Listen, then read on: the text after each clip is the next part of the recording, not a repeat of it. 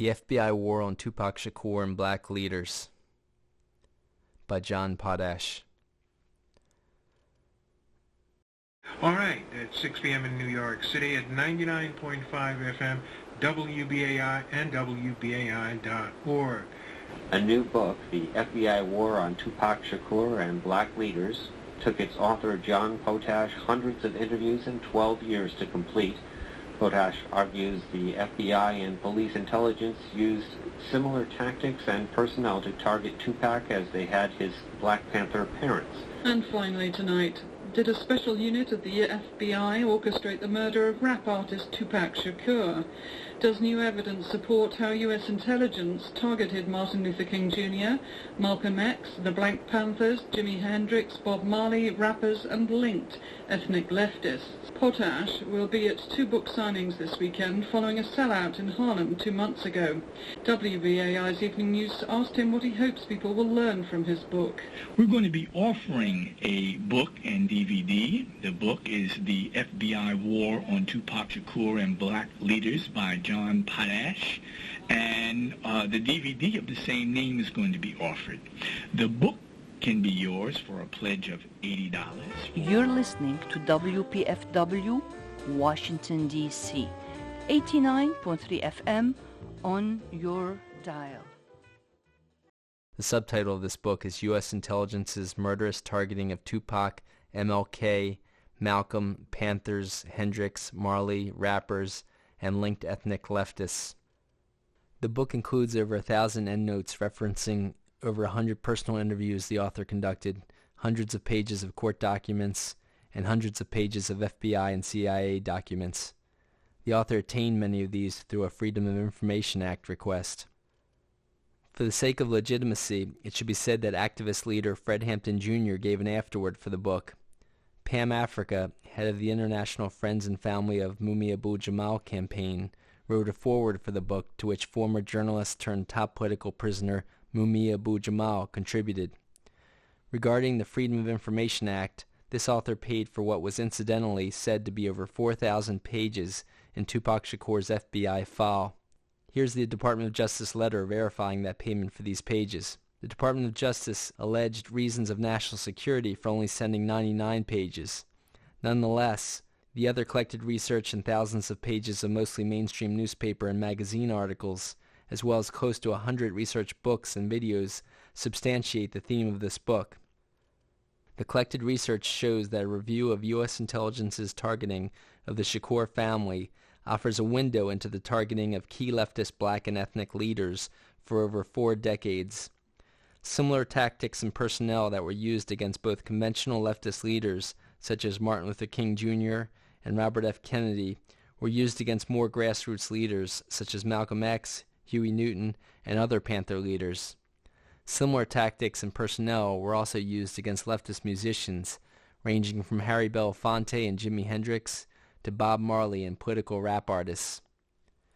Tupac Shakur's leftist legacy started with his mother, Afeni Shakur, a one-time Black Panther leader of the Harlem, New York chapter. She had married Harlem Black Panther chapter founder Lumumba Shakur. Lumumba's father, Saluddin Abba Shakur, had been a close associate of Malcolm X. Lumumba, his brother Zaid, and their adopted brother Matulu had joined Malcolm X's Organization of Afro-American Unity shortly before Malcolm X's assassination. Malcolm X had formed this group as an American connection to an organization formed by independent African leaders, the Organization of African Unity. Malcolm X was the only American that these African leaders allowed to attend their meetings. Malcolm X warned these African leaders about the racism of America's top corporation owners and their likely desire to take advantage of the leaders to gain cheap access to their minerals, oil, and other resources. This led the African leaders to reconsider $100 million deals with these exploitative companies, which was a leading motive to the company owners possibly ordering Malcolm X's assassination. Huey Newton and Bobby Seale had organized with groups working with the Revolutionary Action Movement, or RAM, in 1966. RAM had started a Black Panther Party in Philadelphia, New York, and then Los Angeles. Maxwell Stanford, seen here, and Herman Ferguson started RAM. They used the Panther symbol that Stokely Carmichael had used for his Lowndes County, Mississippi Freedom Party. Carmichael and H. Rap Brown headed the Student Nonviolent Coordinating Committee, or SNCC, which acted as the student arm of Martin Luther King's group. By October of 1966, Huey Newton and Bobby Seale decided to start their own new group, the Black Panther Party for Self-Defense, in Oakland, California. They wanted to differentiate themselves from Ram's Black Panther Party by using more militant means of defending themselves and other blacks against rampant police brutality. They brought guns and law books to scenes of police beating on blacks. They read the rights of the victims and legally pointed guns at the officers to make them stop. Governor Ronald Reagan ended up changing the law because of them. They also developed a 10-point plan that involved free health care for all, free and black-centered education for all, amongst other ideas to fix society's ills. They further enacted these plans by attaining contributions from neighborhood businesses to fund the free breakfast programs and health centers they started. Their fame, membership, and programs quickly spread across the country. The next biggest chapter soon arose in Los Angeles, headed by John Huggins and apprentice Bunchy Carter. New York Times bestselling author Eldridge Cleaver had joined the Oakland Black Panther national leadership as their Minister of Information. His soon-to-be wife Kathleen Cleaver gained the position of National Secretary of Communications, a national spokesperson for the group at many events. Huey Newton and Bobby Seale assigned Stokely Carmichael and H. Rap Brown as honorary East Coast Black Panther leaders. In New York City, Abba Shakur had joined the Revolutionary Action Movement's New York Black Panthers. In 1968, the Oakland-based Black Panther Party for Self-Defense assigned Lumumba Shakur to head the Harlem Black Panthers.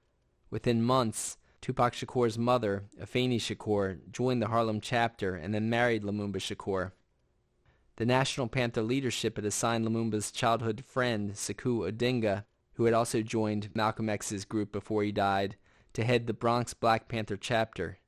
They named Lumumba's brother, Zaid Shakur, as the Bronx Black Panthers' Minister of Information. Tupac's uncle Thomas McCreary helped lead the Brooklyn Panthers. U.S. intelligence attacks on the Black Panther Party for Self-Defense started in 1967. Police had a list of Black Panther member license plates when they pulled Huey Newton over and got into a shootout with him. Bullets killed one officer and wounded Newton. Courts eventually acquitted Newton of this charge, but not before several years in jail and worldwide protests over his imprisonment. In 1968, a gunman assassinated civil rights leader Martin Luther King Jr. Dr. King's friend, a journalist named William Pepper, later became an attorney teaching at Oxford University and spent over 20 years investigating MLK's assassination. Here he is seen with Dr. King's family, where he represented them at an historic 1999 trial they won against a government co-conspirator involved in King's assassination. William Pepper wrote a first book on the investigation, Orders to Kill, and a second book on the trial, Act of State. Pepper said that U.S. intelligence, meaning the CIA, the FBI, military intelligence, etc., orchestrated Martin Luther King's assassination with the help of local mafia. Pepper said they did this partly due to King's mobilization of poor and working-class people to struggle for better wages and to oppose the Vietnam War.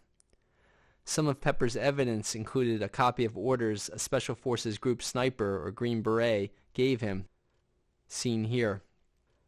This backup sniper, ready to finalize the assassination if the first shooter missed, separately confirmed another backup sniper's account. Another piece of evidence is this photo of a reported CIA agent jumping down from where the bullets came several minutes after the assassination. Here's an FBI counterintelligence program called COINTELPRO document detailing U.S. intelligence's concern that another radical black leader could rise up in the way Malcolm X had. The document talks of preventing the rise of a messiah who could unify and electrify the militant black nationalist movement. The document said that Martin Luther King Jr. was the leading candidate for this role. While most people seem to understand that MLK was not a militant black nationalist, but a leader who fought racist institutions, MLK evolved to struggle for economic and social justice. Malcolm X had also evolved to become more inclusive of all races in his movement for social and economic justice. In the days following MLK's assassination, people rioted, setting fire to buildings in over 100 cities nationwide.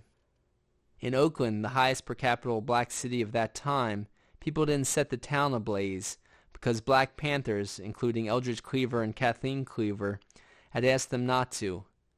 They said police would use rioting as an excuse to kill the Black Panthers.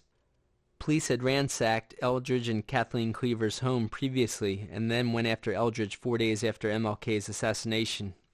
Police used a different excuse to go after Eldridge Cleaver, saying they were looking for a random gunman in the area and he was a suspect.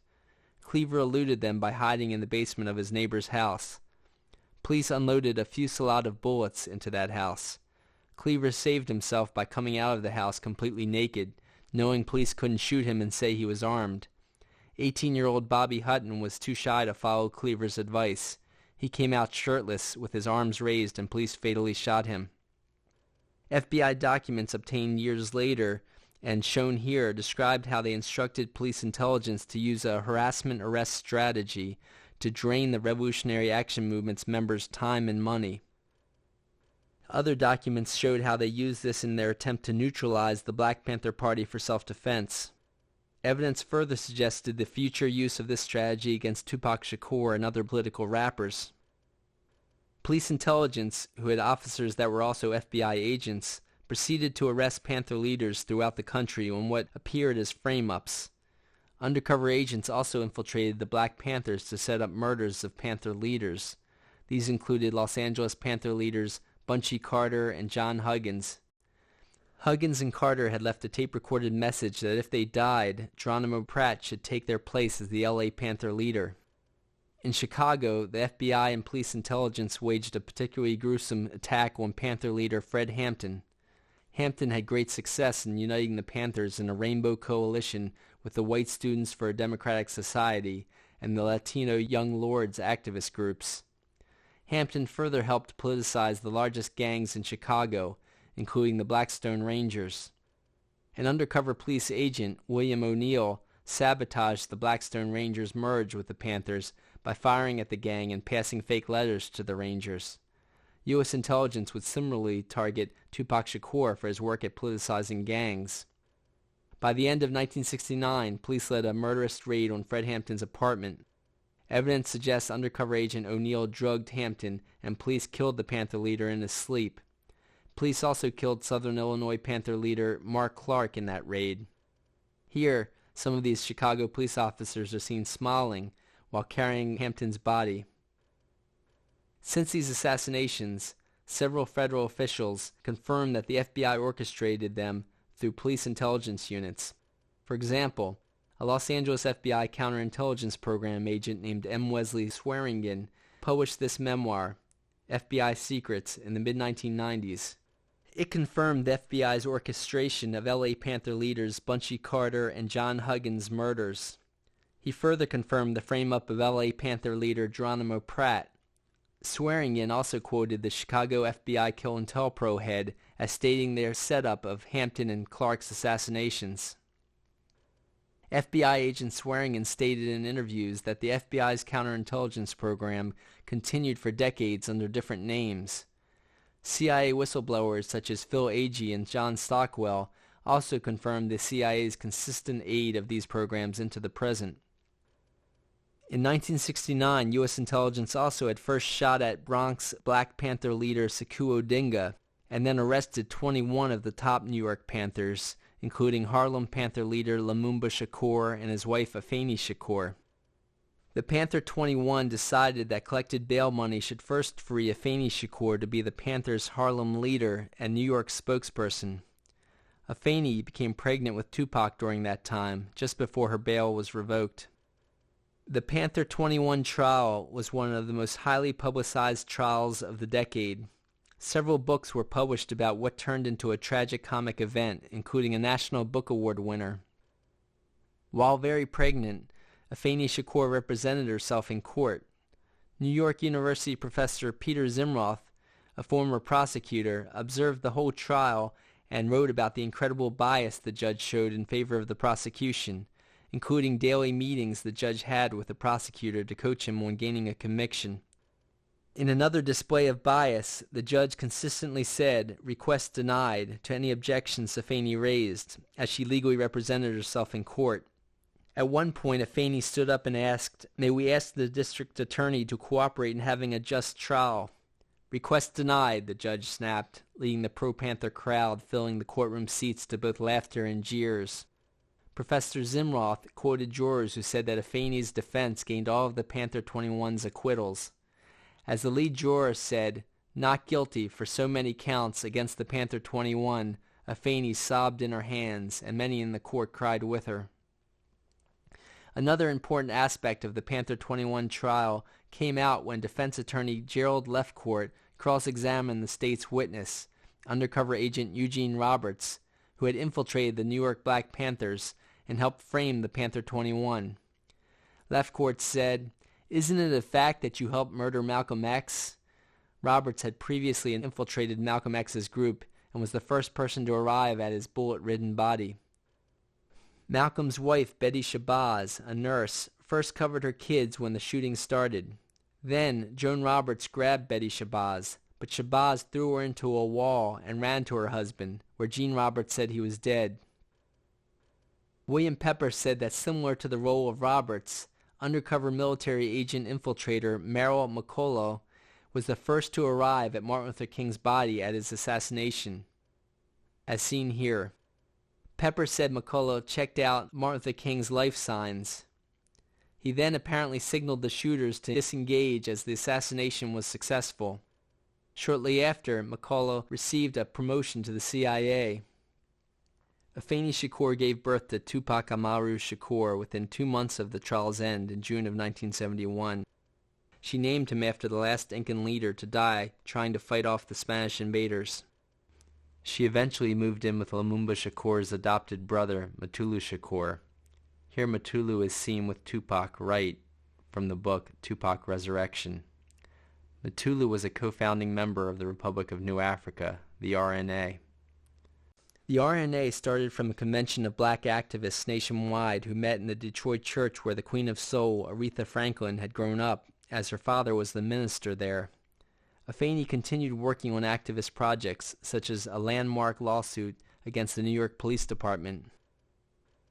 Afeni and other activists, such as Abby Hoffman and lead lawyer Barbara Handschuh, partly based their lawsuit on FBI documents that activists attained by burglarizing an FBI office in Media, Pennsylvania. The documents revealed the FBI's counterintelligence program, or COINTELPRO. The FBI had illegally spied on, infiltrated, sabotaged, and orchestrated murders of people involved in legal protest activities. The FBI used particularly brutal COINTELPRO tactics against black activists such as the Black Panthers. Reports state that the FBI continued to follow Afeni Shakur from job to job and pressured employers to fire her or not to hire her. Mutulu had attained a 4-year degree in acupuncture in Canada. He used it as assistant director of Lincoln Detox, a pioneering program with great success at treating addicts in the South Bronx through acupuncture. Many activists from various groups worked with Mutulu.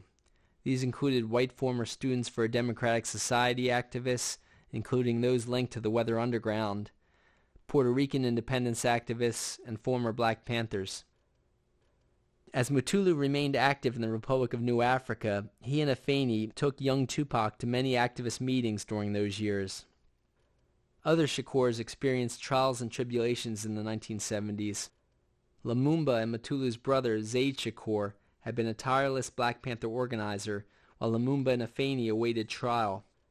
Zaid worked particularly hard at countering the FBI's COINTELPRO tactics used to divide Black Panther co-founder Huey Newton, based in California, from other Panther leaders, including Eldridge Cleaver, who started a Panther chapter in Algeria.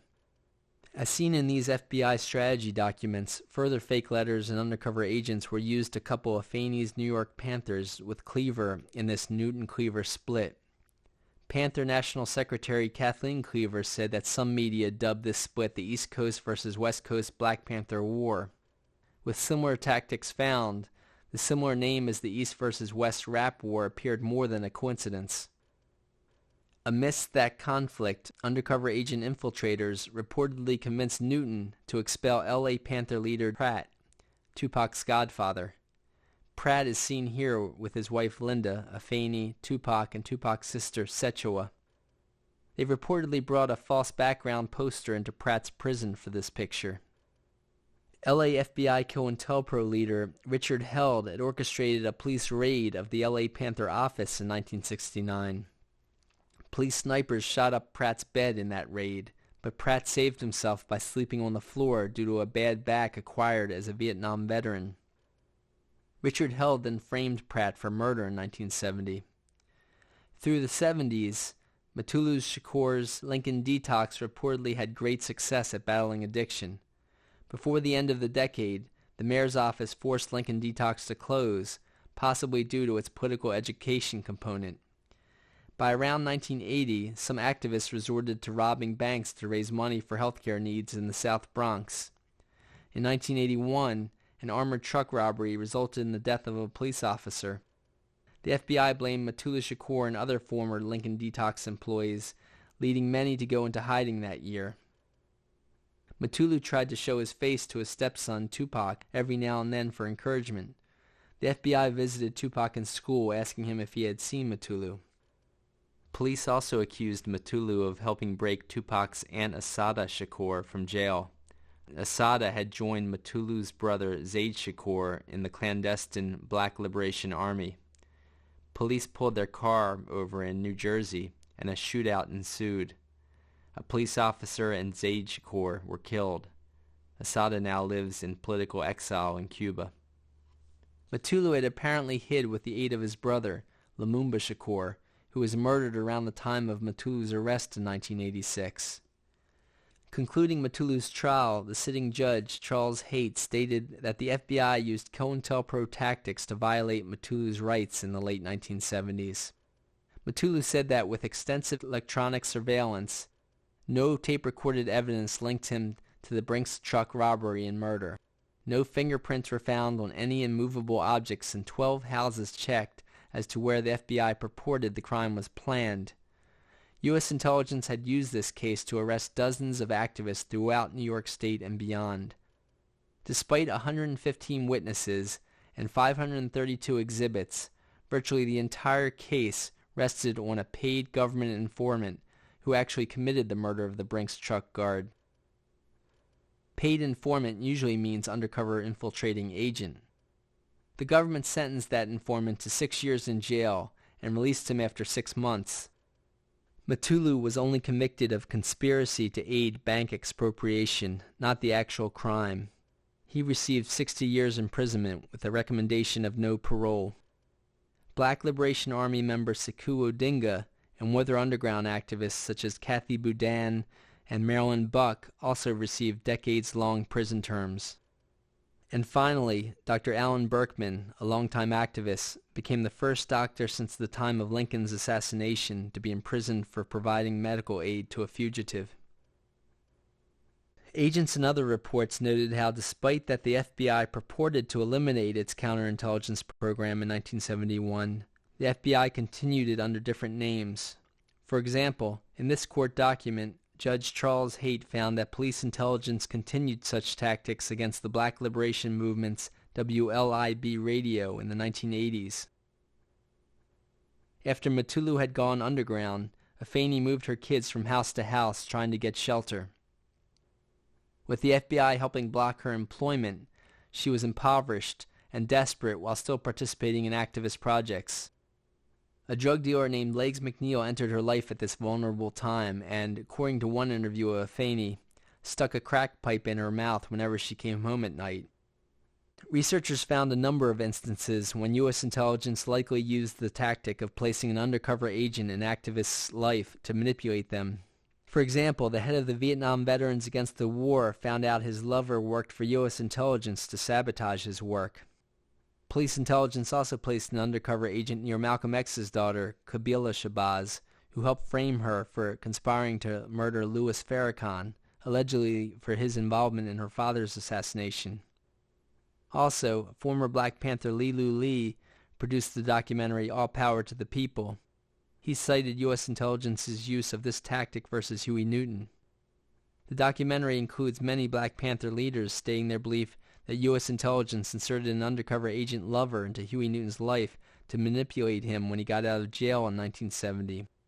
Researchers support that this lover and other undercover agent infiltrators convinced Newton to expel many Panthers, including Geronimo Pratt. Meanwhile, Tupac grew up with an extended family of Black Panther mentors, including Bronx Panther leader Sekou Odinga's wife, Yasmin Fula, seen here with Tupac and her son, Yafu Fula. Yafu later became Tupac's backup singer, Yak, a.k.a. Gaddafi, in the Outlaws rap group. Tupac starred in a play in Harlem and wrote rap songs, but when Harlem Reverend Herb Daltrey asked 13-year-old Tupac what he wanted to be when he grew up, Tupac said, "A revolutionary." Tupac kept to all of his ambitions. By 1984, Afeni moved her family down near cousins in Baltimore, Maryland. She fought to get Tupac into the Baltimore School for the Arts. Tupac excelled there and met lifetime friend Jada Pinkett, who later found success in Hollywood and also married actor Will Smith. At this time, Tupac attended meetings of the New African Panthers, the young adult group of the New African People's Organization, or NAPO. One of Tupac's lifetime mentors, former Ram-based L.A. Black Panther Watani Tayahimba, was a co-founding national security director of NAPO. By the end of Tupac's junior year of high school, several crack-related murders occurred in the Shakur's neighborhood. That summer of 1988, Afeni decided to move the family to Oakland and stay with Geronimo Pratt's wife, Linda Pratt. Before the end of Tupac's senior year of high school, the New African Panthers elected Tupac as their youngest ever national chairman. According to Tupac, the group attempted to replicate his mother's Black Panthers without making the same mistakes. NAPO National Chairman Chokwe Lumumba said Tupac had the top sales of NAPO's newspaper, By Any Means Necessary, in California. Tupac started a newspaper insert, Panther Power, for his group. Both NAPO and the New African Panthers were active in 8 cities at that time. Tupac had also been rapping, doing musical benefits for his imprisoned godfather, Geronimo Pratt. He also said he was strategizing with both Pratt and the Black Panther Minister of Defense, which was Panther co-founder Huey Newton's title. Authorities had imprisoned Newton on a small charge in 1988 and incidentally put him in prison with Pratt at San Quentin. Pratt took Newton under his wing. The two compared their government files their lawyers had helped them obtain, and it ended the split the FBI and CIA had started against them. Here's an older picture of Pratt welcoming Newton when he first got out of prison in 1970, before Pratt's expulsion. When authorities released Newton from prison on August 22, 1988, he refused to leave and instead held a press conference the following day. This officially ended the FBI's 18-year split of 2 key leaders. Pratt convinced Newton to leave and work for his release on the outside. It appeared more than coincidence that exactly 1 year later, on August 22, 1989, gunmen assassinated Newton. Newton organized to release Pratt and talked to East Coast Panthers about reforming the Black Panthers. The FBI's LA COINTELPRO leader, Richard Held, had moved back to head the FBI's San Francisco Bay office in 1986. TV news stations caught him lying when he said they had no suspects, and witnesses described it as an execution rather than a random drug death. Martin Luther King's family lawyer, William Pepper, reported that they used this kind of threat timing tactic when they assassinated Martin Luther King on the anniversary of MLK's Riverside speech, officially coming out against the Vietnam War on April 4th in 1967. By 1990, Tupac Shakur decided to leave his New African Panther leadership to tour with the Grammy-nominated rap group Digital Underground. Here, Tupac's seen with Digital Underground on stage. He had already recorded an album's worth of songs in 1989, which a Digital Underground member found and produced in the late 1990s, titled The Lost Tapes. It included a song titled after his New African Panthers newspaper insert, Panther Power. The song's lyrics included lines such as, "Couldn't survive in this capitalistic government because it was meant to hold us back with ignorance. Drugs and sneak attacks in my community, they killed our unity." Here he had started writing songs with political terminology. He soon decided to keep political ideas in his lyrics, but gave up the terminology, apparently to not lose less educated fans. In 1990, Earth First environmental leader Judy Barry had launched the Redwood Summer Campaign to fight the destruction of the redwood forest from her San Francisco Bay Area office. Her successes had repercussions. A logging truck rammed into her car in 1989, nearly killing Barry and her kids. Someone had also nailed this picture of Barry playing a violin on her door, with rifle crosshairs over her, and dog feces on it. Researchers stated that this was a known U.S. intelligence warning tactic.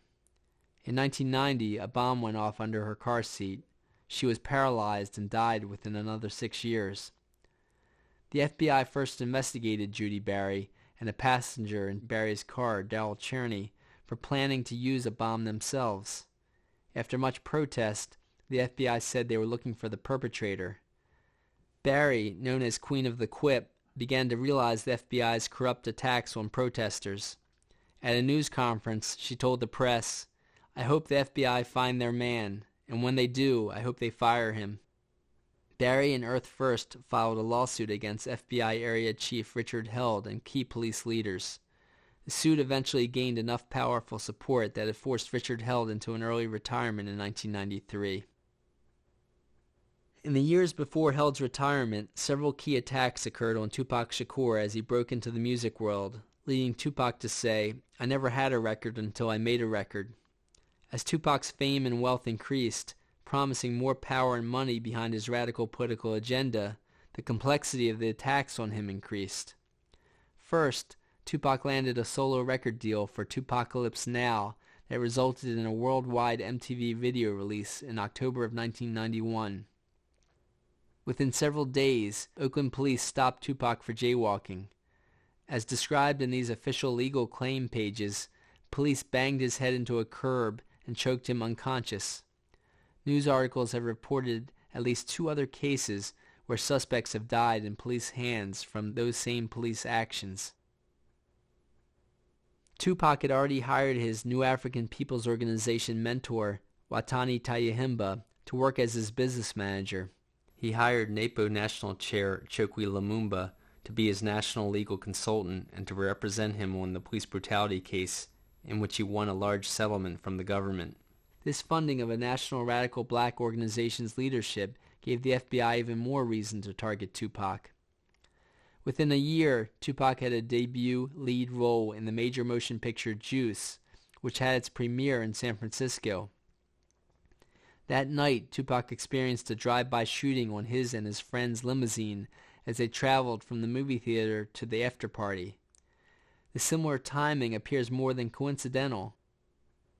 More evidence of FBI Supervisor Richard Held's orchestration comes by way of witnesses catching plainclothes California police officers using an unmarked car to attempt a drive-by shooting of a police brutality witness in the 1990s. As Tupac's fame and fortunes rose, police attacks on the rap and film star increased. Tupac next starred in John Singleton's sophomore film Poetic Justice as the co-lead with Janet Jackson. Tupac's first CD, Tupacalypse Now, had gone gold, and his career was soaring. On August 22, 1992, the 3-year anniversary of Huey Newton's assassination, the most complex attack on Tupac occurred. At the Marin Festival in the San Francisco Bay Area, Tupac came as an honorary guest. As Tupac signed autographs for kids, a man amongst a group of strangers ran up to Tupac and punched him for no reason. Tupac's road manager and Mutulu Shakur's son, Maurice Mopreme Harding, blocked others in the group from attacking Tupac. Harding took a gun out and shot it straight towards the sky before he and Tupac took off running.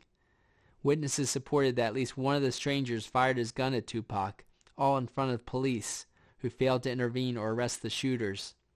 One of the bullets hit a boy nearby, but police only arrested Tupac and Harding, though they let them go with no charges when witnesses exonerated them. 3 months later, Vice President Dan Quayle denounced Tupac's debut CD in a nationally reported speech. Tupac had finished his second CD, Strictly for My Niggaz in 1992, but his record label, Interscope, failed to release it. Tupac used this variation on the N-word as an acronym for Never Ignorant Getting Goals Accomplished in an attempt to reverse its negativity. Time Warner had a 25% stake in Interscope Records, and after Tupacalypse Now went gold, Time Warner bought another 25% share, gaining a dominant voice in the company. They then refused to release Tupac's second CD for another year.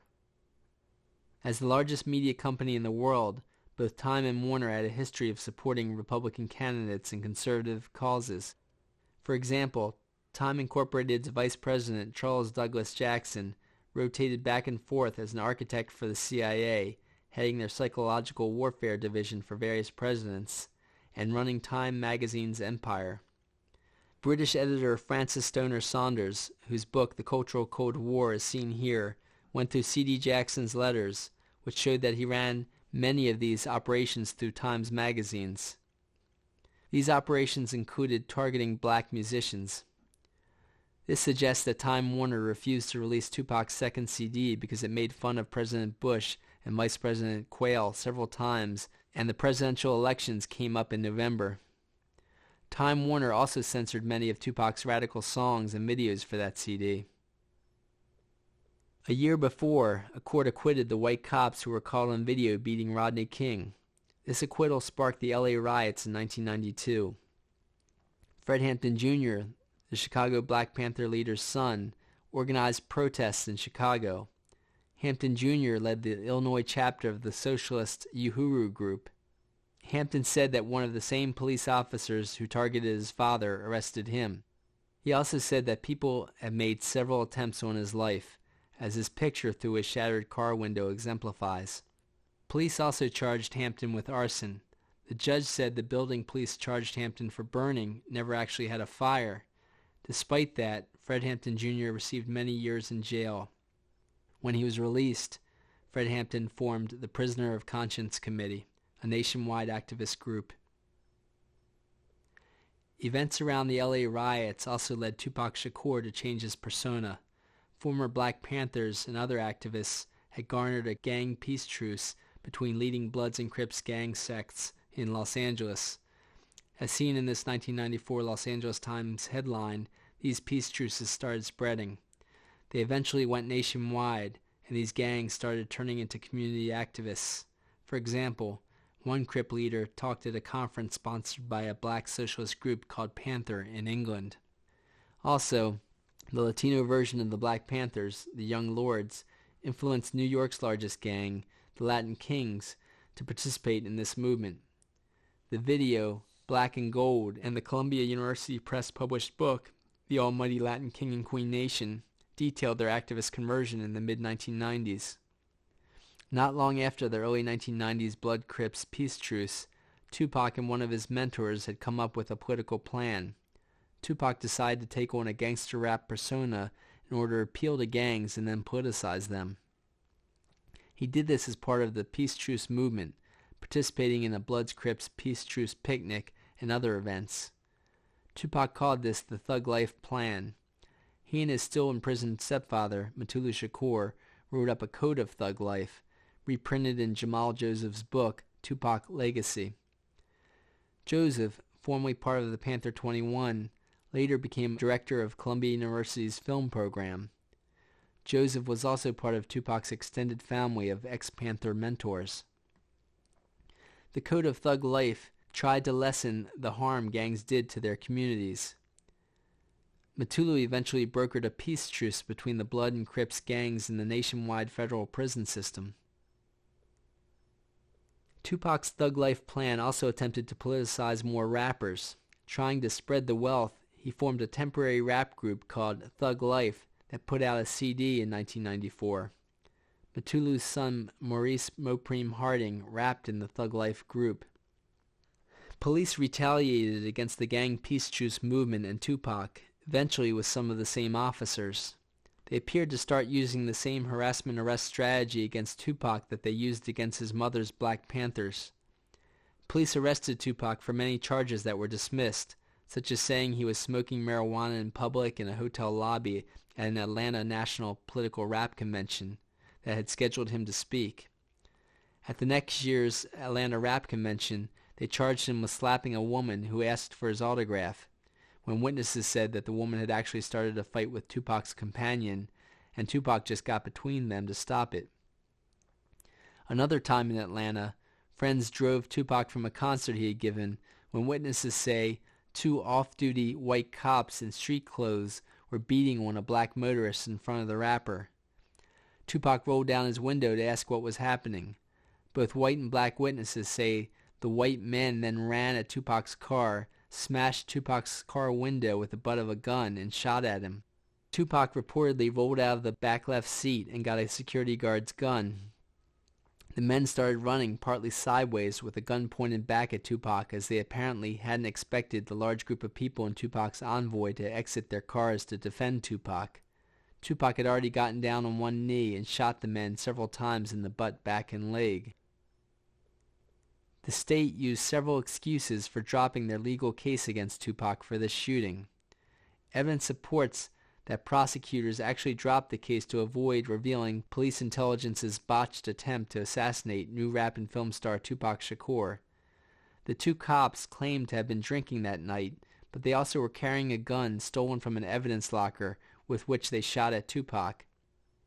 As seen in a later, unrelated Tupac trial, testimony says that a police detective described such a gun as a throwaway gun. He reported that police use such a gun to drop in someone else's hand or get rid of when they kill someone and don't want the murder weapon traced back to them. The FBI worked closely with Atlanta Police Intelligence in 1993. They admitted collecting thousands of documents in their surveillance of Imam Jamil Al-Amin, who had changed his name from H. Brown. As a Student National Coordinating Committee leader and a one-time honorary Black Panther, Brown gave speeches nationwide. An hour after giving a speech in Cambridge, Maryland, 2 police officers fired shots at Rap Brown, leading blacks in that town to riot. U.S. Congress then passed the Rap Brown Amendment, making it illegal to cross state lines and give a speech that provokes a riot. During the rioting, Maryland police tried to arrest Brown, but his supporters snuck him out. A reporter later asked Brown if the rumors were true that they snuck him out in a coffin. Brown responded, "I've never said. The government probably would have liked me to leave in a coffin." Brown converted to Islam and became Atlanta's Imam, or spiritual leader. As Imam Jamil Al-Amin, he headed their council of imams for a sect that included a majority of the world's Muslims. While his group cleared drugs out of neighborhoods, the FBI's undercover infiltrators of his mosque found no wrongdoing. In 1995, a man reported that police coerced him to say Imam Al-Amin shot him. In the later 1990s, much evidence supports that police framed Al-Amin for the murder of a police officer, and he now sits on death row. With the Atlanta police shooting at Tupac Shakur, U.S. intelligence appeared to use an even more sophisticated strategy against Tupac: psychological profiling. Huey Newton had written in his book War Against the Panthers how the FBI had used psychological profiling in unsuccessfully trying to assassinate him in the 1970s. In 1981, police shot former Philadelphia Black Panther leader Mumia Abu-Jamal. Jamal had worked as a radio journalist, receiving awards and leading the city's Association of Black Journalists. Mumia's radical journalism caused him to lose higher-paying jobs, so he moonlighted as a taxicab driver. One late night in December, a police officer started beating Mumia's brother, Billy Cook, on the head until he bled within eyesight of Mumia in his cab. Mumia came over to the scene and bullets rang out, leaving the police officer dead and Mumia wounded. Much evidence, including many witnesses and even an affidavit from one of the shooters, support that U.S. intelligence used psychological profiling to lure Mumia to the scene. Police intelligence could then kill Mumia, either there or with a frame-up for murdering the police officer. One of the shooters, a contract killer now in prison for another murder, said that corrupt police and mafia paid him to kill the police officer. He also said that another shooter finished the job and left the scene.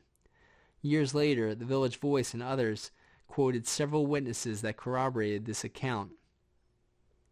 U.S. intelligence had so far succeeded in framing Mumia Abu-Jamal with the murder, as he now sits on death row. A longtime court stenographer signed an affidavit attesting to the judge's collaboration with any U.S. intelligence's goals against Mumia. The stenographer said that when she came up to the judge in his chambers before Mumia's case, he said, "I'm going to help them fry the nigger." Acclaimed writers and artists, along with politicians worldwide, have unsuccessfully tried to gain Mumia a new trial, but he can be heard around the world on activist radio stations that play his weekly spoken essays from prison. Mumia Abu-Jamal has also written several widely praised books while incarcerated, such as the one seen here. 2 weeks after police shot at Tupac Shakur, a new so-called friend of Tupac's set the rapper up on his infamous sexual liaison that landed him in jail.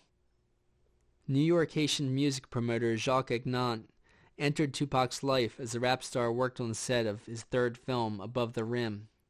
Tupac said constant arrests and what appeared as frivolous lawsuits had drained all of his money. Agnant, also known as Haitian Jack or Nigel, lavished Tupac with clothes and jewelry. Agnant also took Tupac to the most exclusive clubs that even Tupac said he wasn't sure he could gain entrance. At one such club, Jacques Agnant introduced Tupac to a woman who admitted kissing his penis on a dance floor. She then had consensual sex with Tupac that night. Tupac's activist lawyer, Michael Tarif Warren, said that she further left messages on his hotel answering machine saying she wanted to have more sex with Tupac. After the woman charged Tupac and Agnant with forcibly sodomizing her several nights later, police said they accidentally erased this taped evidence. Michael Warren had much experience working against police intelligence. He worked as the European spokesman for the Free Mumia campaign. He had also represented Tupac's stepfather, Mutulu Shakur, Pacifico radio journalist, and he had attained the reversal of convictions in the infamous Central Park Jogger case. Warren first saw a longtime Police Benevolence Association lawyer bail out Agnant and represent him in court. Warren then attained Agnant's rap sheet that he said had a long list of major crimes up and down the East Coast, all dismissed. Warren said that this was a sure sign of an undercover police intelligence agent. The long trial went very poorly for the prosecutors. For example, police medical investigators reported no sign of forced sex during the incident. Near the last day of the proceedings, the prosecution ended up telling the judge that they had accidentally withheld evidence from the defense attorney and would accept a mistrial. Tupac rejected the offer of a mistrial, wanting to clear his name. The jury found Tupac not guilty of all major charges, including forced sodomy, attempting forced sodomy, assisting forced sodomy, and gun possession. As seen in this court document describing the counts for which the jury had found Tupac guilty, they only found Tupac guilty of touching the woman's butt against her will and for assisting Agnant touching her butt against her will. While the media has wrongfully characterized this conviction as rape, or the more vague sexual assault, this court document spells out the actual charge for which prosecutors convicted Tupac. Tupac and the woman agreed that oral sex had occurred, and the judge ruled it consensual. Nonetheless, the judge sentenced Tupac to 1.5 to 4.5 years in prison. Attorney Warren said that prosecutors made a rare exception in allowing Jacques Agnant to sever his case from Tupac's, and they allowed him to settle for just 2 misdemeanors. New Yorker editor Connie Bruck wrote a comprehensive article on Tupac Shakur in 1997. She revealed that the district attorney covered up why Agnant received preferential treatment by both the district attorney's office and the purported victim.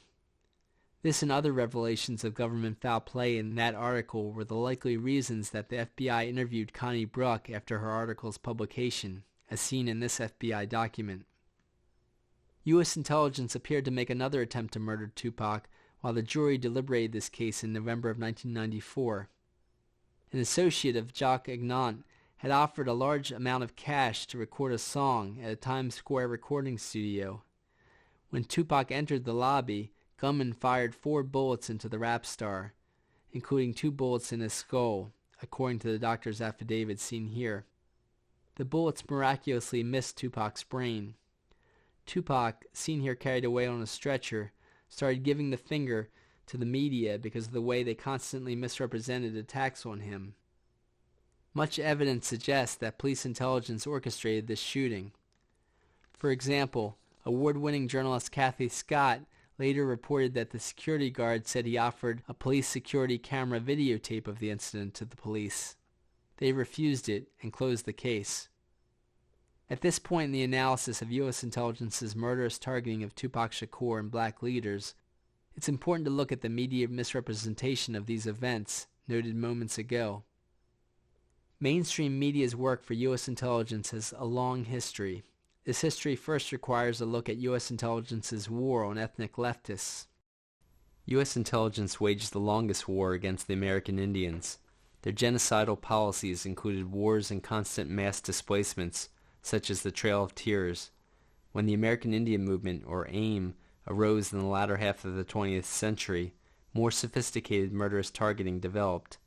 For example, within hours of AIM leader John Trudell burning a flag on the Capitol steps in the 1970s, someone set his house ablaze, killing his wife and 3 kids, seen here.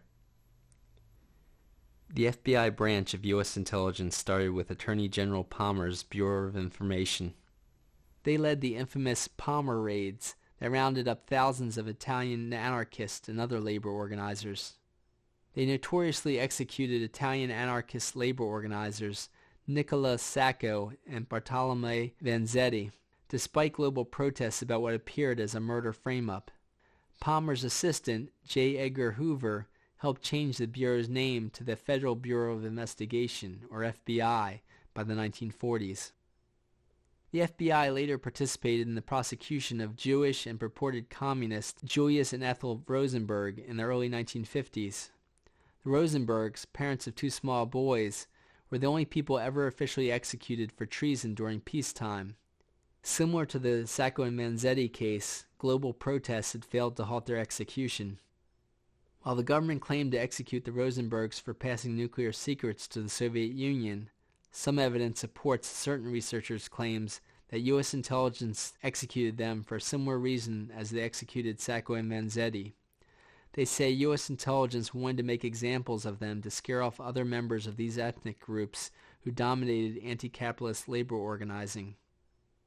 Later released government documents found that, similar to the trial of the Panther 21, the judge, prosecutors, and the FBI improperly talked throughout the trial to gain the Rosenbergs' prosecution.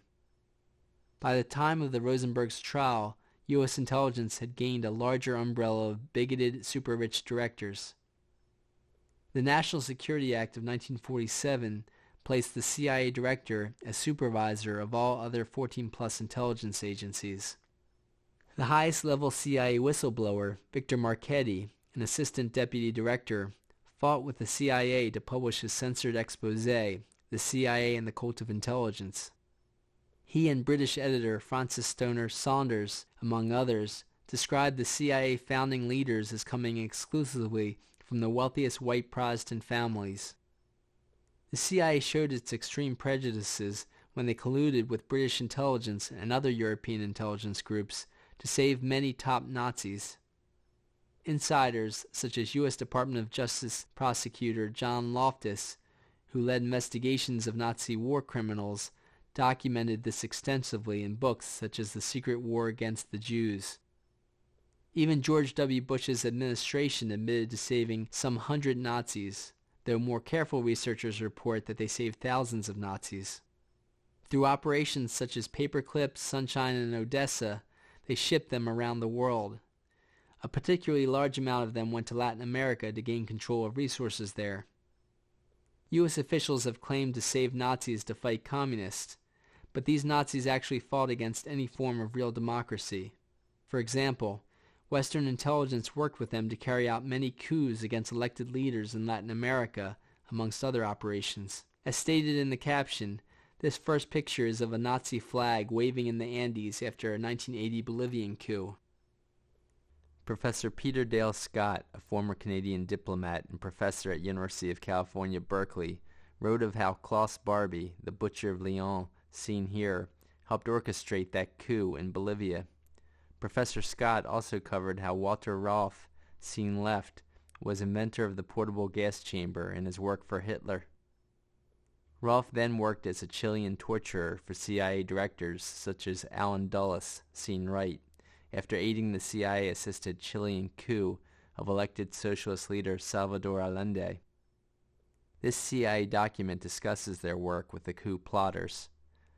The CIA then assisted in Chile-based multinational Operation Condor that assassinated Latin American leftists around the world, according to the New York Times, and detailed in this CIA document. These Nazis also advised U.S. intelligence in their cultural war against democracy at home and abroad. By 1977, Watergate muckraking journalist Carl Bernstein reported on the CIA's work in the media. Despite his fame from Watergate, Bernstein could only publish his article, CIA in the Media, in Rolling Stone magazine. He based his facts on the Congressional Church Committee findings that well over 400 members of the media lived dual lives in their work for the CIA. As seen in this paragraph, this number included the heads of virtually all mainstream news organizations, such as ABC, spelled out here as the American Broadcasting Company, NBC, CBS, the Associated Press, Time Incorporated, etc. Pulitzer Prize-winning journalist Ben Bagdikian, dean of the University of California, Berkeley School of Journalism, found other ways the wealthiest families control Americans' information. Besides directing the CIA, the wealthiest families own the most multinational corporations. In his book, The Media Monopoly, Bagdikian detailed how they share boards of directors with the media companies and that, under law, the director of a company is obliged to act in the interest of his or her own company. Thus, oil companies, defense contractors, banks, insurance firms, and pharmaceutical firms who share directors with Time Incorporated, television companies, and big city newspapers should vote to censor information that can affect their profits. For example, Tupac criticized the government in having money for war but they can't feed the poor on his second CD. Defense contracting company General Dynamics shared at least one director with Time Incorporated and would have supported the censorship Time Warner started against Tupac. Another defense contractor, General Electric, had bought NBC Television, and former CIA Director William Casey had the largest ownership in capital cities when they bought ABC. Wharton School of Business professor Ed Herman also wrote the book Manufacturing Consent with MIT professor Noam Chomsky, which analyzed the media business. They revealed other ways U.S. intelligence and the super-rich control our information.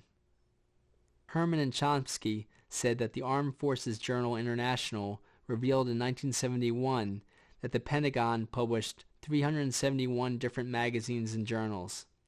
This made the Pentagon 16 times larger than the next largest American publisher. By 1982, the number of different Pentagon-published periodicals increased to 1,203. This might explain the magazine section of Barnes & Noble. Carl Bernstein's seminal article titled CIA and the Media took particular note of Charles Douglas Jackson, mentioned previously. Bernstein found agreement with Francis Stoner Saunders, who noted C.D. Jackson's revolving door between heading Time's media empire and many top magazines, and working amongst the CIA's leadership. Saunders reported Jackson's post as the presidential advisor on psychological warfare. In the 1990s, Time merged with Warner Brothers Film Company. They also partnered with music mogul Quincy Jones to start Vibe magazine, likely to give Vibe credibility. Time Warner's limitless money gave it market dominance. While black voices in top magazines showed positive progress, Time Warner appeared to have the goal of negatively influencing black America, the same way they did the rest of America through the dozens of magazines and other media it owned. By 1992, the Los Angeles Times described how Time Warner's vast record label ownership included the great bulk of the rap stars. Advertisers and corporate interests also controlled most other music magazines, leading to further censorship of Tupac's life and times. At the start of 1995, a judge set Tupac Shakur's bail at $3 million, and refused Tupac's offer of about $1.2 million. While Tupac resided in Rikers Penitentiary in New York City, his next CD, Me Against the World, opened at number 1 in the pop music charts. Many reporters interviewed him in jail, and Tupac spoke against the U.S. bombing of Bosnia. Authorities quickly moved Tupac 9 hours north to the maximum security Clinton Correctional Facility in upstate Dannemora, New York.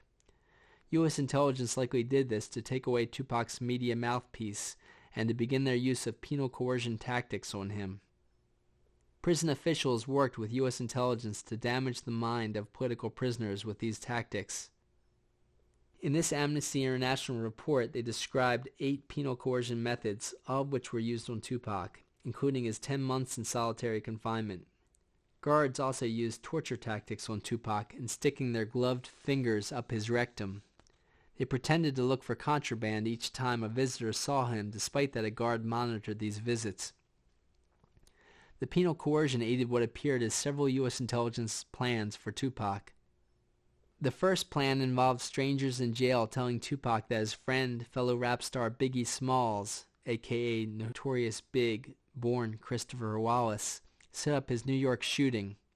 Tupac also received anonymous letters saying that New York-based Biggie set up his shooting. California-based Tupac started to believe the idea, and the media hyped this as the East Coast versus West Coast rap war. U.S. intelligence successfully manufactured the East Coast versus West Coast Black Panther war using the same tactics versus California-based Black Panther founder Huey Newton and Afeni Shakur's New York Panthers. U.S. intelligence also appeared to have started a front company named Death Row Records in 1992. Death Row made regular, extremely generous offers to Tupac to join them before the rap star landed in prison. Death Row Records owners Suge Knight and Dave Kenner are seen here. Kenner, a white attorney, had made himself the actual power, enlisting himself as CEO of Death Row's umbrella company that he created.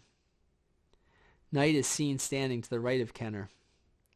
The two Death Row heads flew from Los Angeles to New York with regularity to get Tupac on their label. In September of 1995, Tupac finally signed a 3-CD contract with them and was released from prison within days. This effectively ended Tupac Shakur's relationship with his top political mentors. His business manager, New African People's Organization Security Director Watani Tayahimba, said Tupac cried on his shoulder, saying he knew he was selling his soul to the devil. Tayahimba said that he and NAPO's national chair, Chokwe Lumumba, Tupac's national lawyer, didn't know exactly what Death Row was, but they knew that they couldn't have any connection with Death Row without risking their whole organization. In his book Dark Alliance, Pulitzer Prize-winning journalist Gary Webb detailed how a top national crack trafficker, Freeway Ricky Ross, had bought his crack from CIA-linked international traffickers. Webb said that Death Row's founder, Michael Harry O. Harris, was one of Ross's top 2 associates. Death Row CEO Dave Kenner was Harris's attorney. High-level Los Angeles police detective Russell Poole broke open to the public what his fellow police officers were doing inside Death Row Records. Award-winning filmmaker Nick Broomfield highlighted Poole, reporting his findings in the documentary Biggie and Tupac. Veteran journalist Randall Sullivan wrote his book Labyrinth on Poole and his findings. Detective Poole, seen here at a crime scene, found dozens and dozens of his fellow Los Angeles police officers at all levels of Death Row Records. Poole's superiors told him that these police officers in Death Row Records could be considered troubleshooters or covert agents. Poole found that employees of Death Row trafficked drugs and guns as well as laundered money. Death Row also helped break up political rap groups such as NWA. They lured top rap producer Dr. Dre from NWA, and then they got him to stop criticizing marijuana and start promoting it. They also terrorized the political rap conventions that invited Tupac to speak. Death Row further helped instigate the East versus West rap feud. This was the feud that had Tupac in conflict with Biggie and Biggie's producer Sean Puffy Combs, later known as P. Diddy, seen here. Knight and Death Row also tried to end the Blood vs. Crips gang peace truce. While Tupac had worked on furthering the Blood-Crips peace truce, Suge Knight instigated fights between Bloods and Crips that he employed. These fights escalated to the point that a Blood gang member working at Death Row murdered a Crip gang member at a small Death Row concert. Despite witness reports, police failed to arrest anyone at this concert. Knight accomplished these actions with his head of security, a former Los Angeles police officer, Reggie Wright Jr. Reggie Wright Sr. headed the Compton area Los Angeles Police Gang Division. Detective Russell Poole ended up resigning from the police force when he said that his superiors blocked his investigation of Death Row records. Before his resignation, he found that these 3 police officers played a large part in Death Row's operations. Rafael Perez, seen on the right, worked for the Rampart Division's elite undercover crash unit. The Los Angeles Police Department's crash unit participated in Operation Hammer, which conducted regular mass detentions.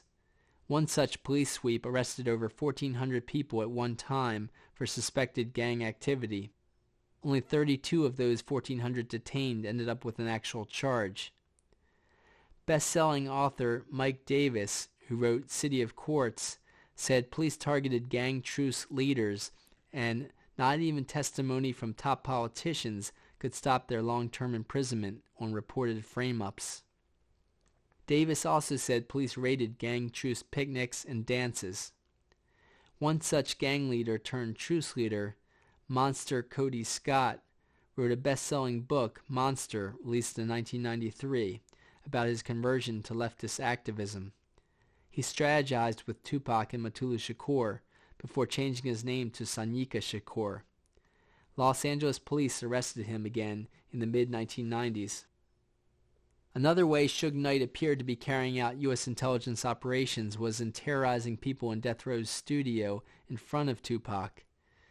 In this and other ways, they appeared to continue the penal coercion tactics used on Tupac in prison. With Death Row, Tupac wrote his most negative lyrics. While in prison, Tupac had vowed to give up smoking weed. Upon leaving prison, Knight and Kenner reportedly gave Tupac much weed and alcohol, leading him to write many of his lyrics high and drunk within 24 hours of his release. Despite the negative lyrics, Tupac's All Eyes on Me double CD became the second fastest selling album of all time. It went triple platinum in 1996. By the summer of 1996, Tupac fought with Suge Knight, saying he completed his contract when he finished his next CD, released as Machiavelli's Don Columinati, The 7-Day Theory. Tupac had already started his own record company, Euthanasia, which Yasmin Fula ran. This picture shows Tupac's Euthanasia letterhead and regular payments from the new company to his stepfather Mutulu Shakur, his godfather Geronimo Pratt, and his mother Afeni. Afeni was still working for Pratt and Mutulu's release from jail. Yasmin Fula was married to imprisoned Bronx Black Panther Sekou Odinga. That summer, Tupac was also settling down, having moved in with his fiancée, Kadeda Jones, music mogul Quincy Jones's daughter. Jones said she and Tupac planned on having a baby, and Tupac had largely given up smoking and drinking at that time. At the end of August, Tupac signaled his exit from Death Row when he fired his Death Row attorney, Dave Kenner. 9 days later, Tupac had planned to attend the Mike Tyson boxing title match in Las Vegas. One of his 2 personal Death Row bodyguards, Kevin Hackey, tried to get Tupac to back out of going. Hackey later revealed that he was working undercover for the FBI at that time, but apparently turned on the FBI in telling Tupac not to go to Las Vegas. Hackey encouraged Tupac to move near his activist mentors in Atlanta. For that, Death Row fired Hackey. Hackey said that soon after, the FBI set him up on a gun possession charge and imprisoned him for months. Tupac attended the Vegas Tyson fight and headed for a post-fight concert in Knight's car. This is the last picture of Tupac taken minutes before his death. Death Row Security Chief Reggie Wright made the unusual move of keeping guards out of their car, taking guns away from the guards, and giving Tupac's other personal bodyguard a mobile phone without a battery. Gunmen did a fatal drive-by shooting on Tupac. Despite over 13 bullets fired in Knight's direction, not one directly hit him. Kevin Hackey said he had documents to prove that FBI and ATF agents were in Tupac's motorcade and watched his murder. As Tupac lay dying in the hospital, Knight reportedly sent cases of guns to Blood gangs and said the Crips shot Tupac. Many fatal shootings amongst the gangs ended the peace truce until activists spread the word that the Crips likely didn't shoot Tupac. Tupac died at the age of 25. The night of the next Mike Tyson fight, somebody fatally shot Yafu Fula in the head. Fula, seen here, was Tupac's backup singer as part of the Outlaws. He was also Bronx Black Panther founder Sekou Odinga's son and had told Las Vegas police he thought he could identify Tupac's murderer. Vegas police had told the media that there was no forthcoming witnesses. On Tupac's final completed CD, Don Columinati, The 7 Day Theory, he had lyrics discussing Haitian Jack Agnant, saying that he knew he was working for the feds or the FBI in setting up his New York frame-up and shooting. This dispelled the notion that Biggie Smalls set up the shooting, effectively ending the East versus West rap war. Tupac also played a radical political speech by Malcolm X on that CD. Tupac left hundreds of songs that Afeni Shakur went on to release as chart-topping albums. 8 months after Tupac's murder, gunmen murdered Biggie Smalls. They conducted a drive-by shooting in Los Angeles in 1997. The Los Angeles Times and other news sources reported that FBI and ATF agents, who also worked for the New York Police Department, had taken pictures of Biggie within minutes of his death. Los Angeles police allowed homicide detective Russell Poole as lead investigator in that case. Detective Poole found overwhelming evidence that his fellow police officers and death row records murdered Biggie. He said that they did this to cover up their murder of Tupac by making it look to be part of the East versus West rap war. Following rapper Dr. Dre, who left death row records a year earlier, rap star Snoop Dogg left death row and started meeting with Sean Puffy Combs to quell the rap war. Death row guards attacked him and Suge Knight threatened his life. Knight further defied the judge's ruling and kept many of Tupac's recordings from Afeni Shakur. One of a few successful actions against U.S. intelligence came in 1997 when Geronimo Pratt's legal team won his freedom after 27 years of imprisonment. A judge declared that the government had falsely imprisoned Geronimo Pratt, who had changed his name to Geronimo G. Jaga. The government offered several $1 million to settle a lawsuit by Geronimo's legal team that included years of legal research help by Afeni and Mutulu Shakur. Police foul play against rappers continued nationwide. Mainstream media reports ended up finding that New York and Los Angeles rap units trained police units nationwide in using FBI counterintelligence program tactics versus rappers. The FBI and ATF, the Bureau of Alcohol, Tobacco, and Firearms, became directly involved in targeting New York rap group Wu-Tang Clan, according to a Village Voice article. For example, an undercover agent became one of Wu-Tang Clan's managers, as the FBI explored bringing gun charges against the rap group.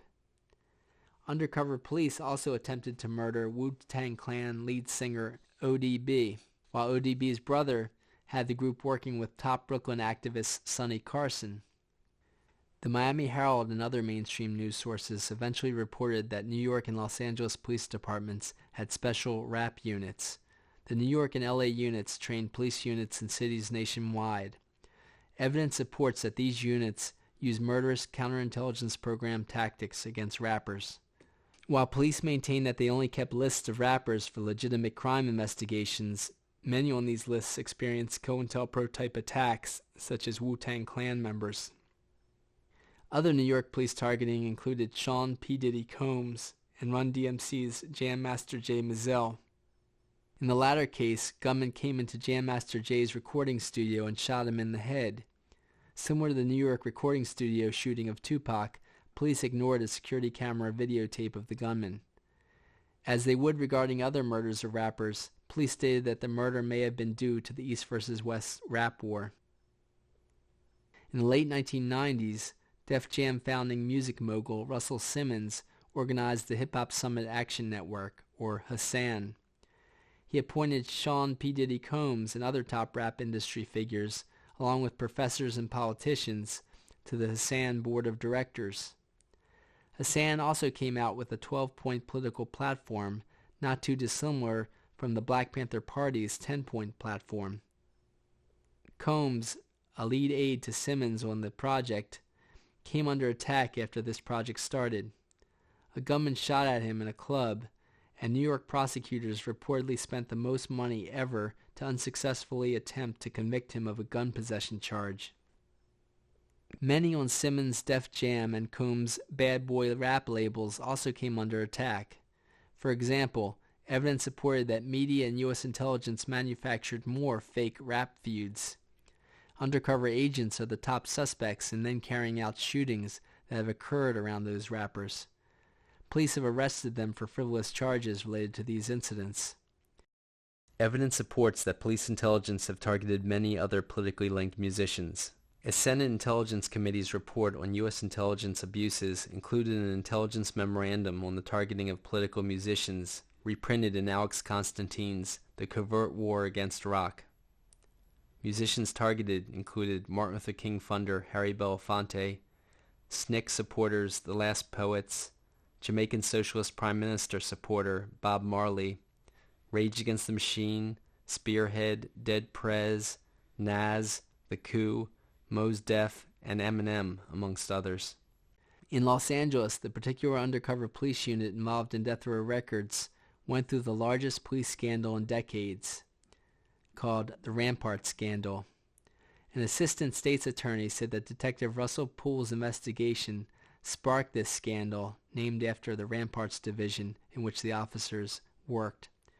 Poole said that the investigation of the scandal actually turned into a cover-up of what he had originally uncovered as Death Row Records police officers conducting murders, drug trafficking, and gun running.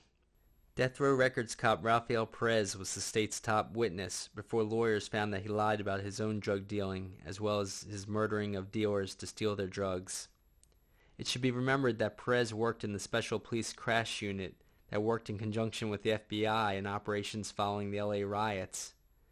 The Crash Unit was a Rampart unit, and around the same time the Rampart unit came back into the news.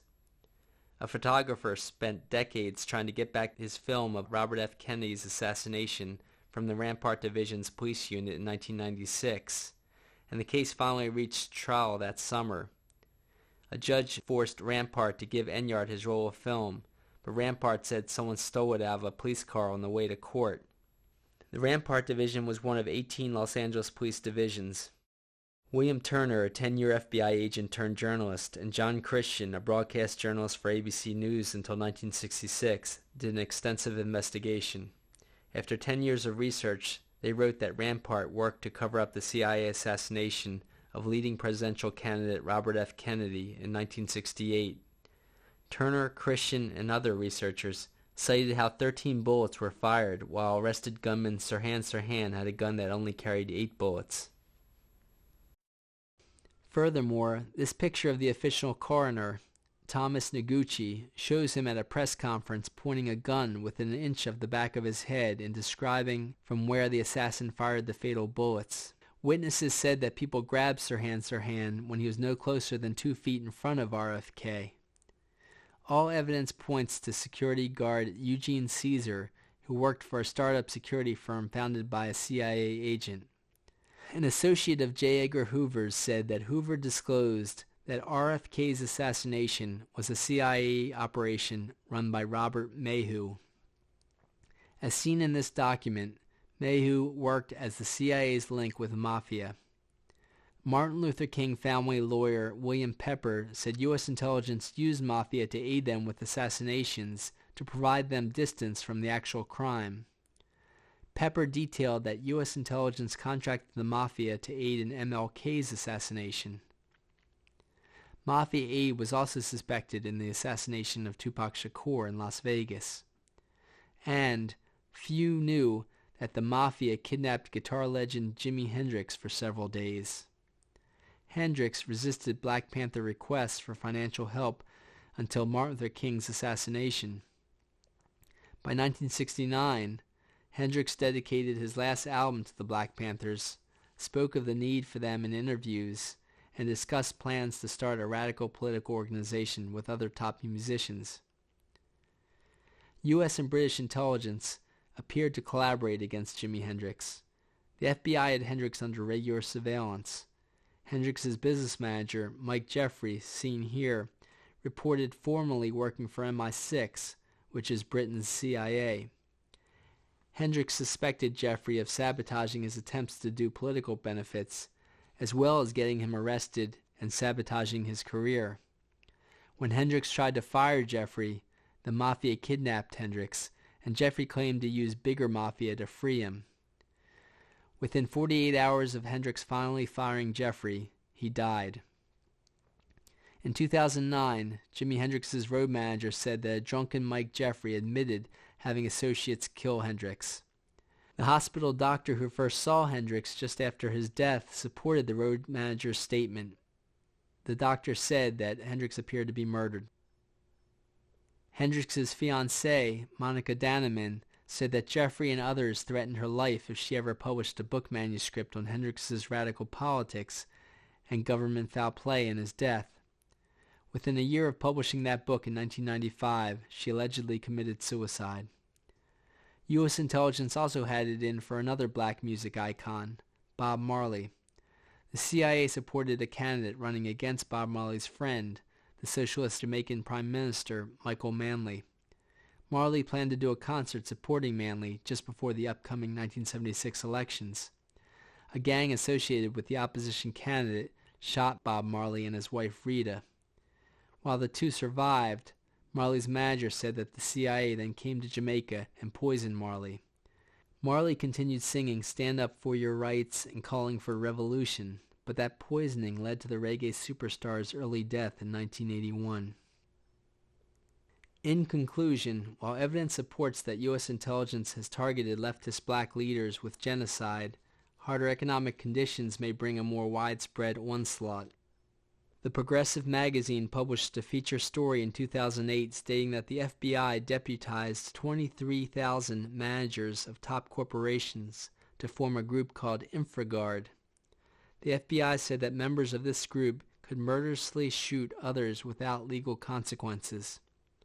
In these dire economic times, the bigoted super-rich murderers have expanded their scope.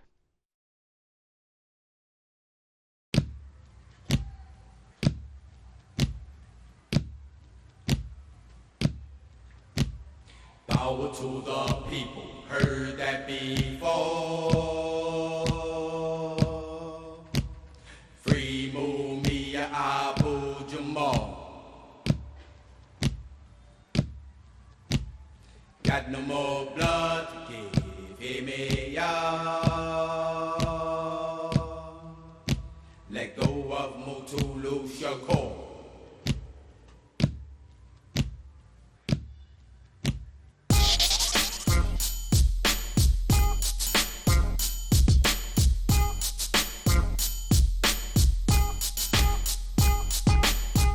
To the people, heard that before. Free Mumia Abu-Jamal. Got no more blood to give. Hear me, y'all? Let go of Mutulu Shakur. Power to the people, heard that before. Free Mumia Abu-Jamal. Got no more blood to give. Hear me, y'all? Keep your hands off Asada. You're listening to WPFW, Washington, D.C. 89.3 FM on your dial.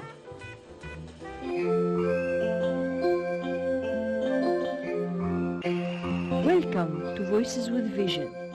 On the line with us in about 20 minutes, we'll be speaking with a courageous, author and activist, John Potash, who has published a book entitled "The FBI War on Tupac Shakur." Peace, family. It's high noon. You're tuned to the State of the City here on WOLB.